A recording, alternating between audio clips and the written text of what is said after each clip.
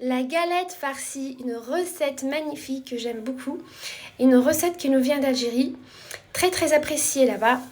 Et j'espère que vous allez l'essayer.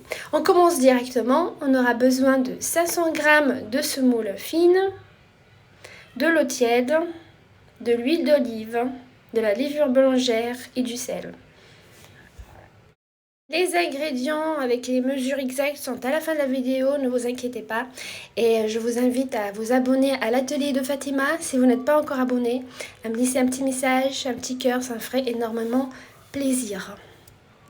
Je mélange donc les ingrédients, l'eau, le sel, la levure boulangère et l'huile. Puis je rajoute la semoule petit à petit. On continue à mélanger, on rajoute de l'eau en toute petite quantité.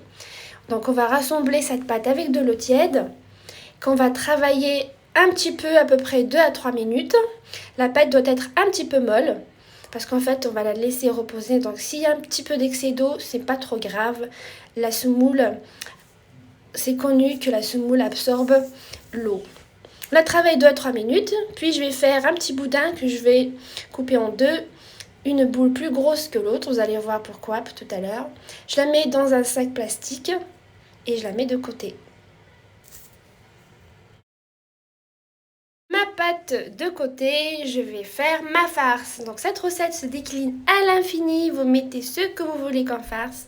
Moi, j'ai utilisé 2 oignons que j'ai fait revenir dans de l'huile de tournesol avec un petit peu d'ail. J'ai rajouté de la viande hachée, je l'ai fait revenir ensemble quelques minutes, puis j'ai rajouté enfin, en dernier moment, les épinards que j'ai fait cuire préalablement dans de l'eau salée. Donc salée, poivrée, et enfin j'ai rajouté un petit peu de fromage râpé. Et la farce est terminée, je la laisse de côté refroidir et on passe. J'étale ma première pâte assez finement.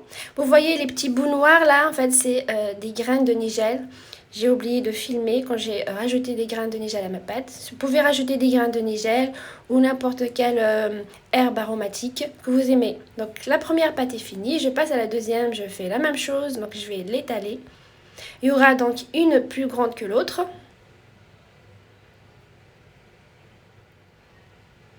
Les pâtes, on les étale assez finement, mais pas trop pour que la pâte ne craquele pas à la cuisson. Donc là, j'ai pris mon tagine, que j'ai badigeonné avec un petit peu d'huile d'olive. Je mets la première pâte. Vous voyez bien que j'ai étalé ma pâte sur du papier beurre. Ça facilite vraiment le travail. J'ai étalé encore un petit peu avec ma main. Là, je mets ma farce au milieu. Je laisse les bords, donc on ne met pas la farce partout. Puis là, j'y mets du fromage, du mozzarella pour ma part. Vous pouvez aussi mettre par exemple du fromage de chèvre, c'est très bon aussi je trouve. Vous mettez ce que vous voulez comme je vous ai dit. Je remets par-dessus la deuxième pâte. Donc là, on a compris que la première pâte, c'est la plus grande. Puis je remets par-dessus la petite. On ferme bien les bords.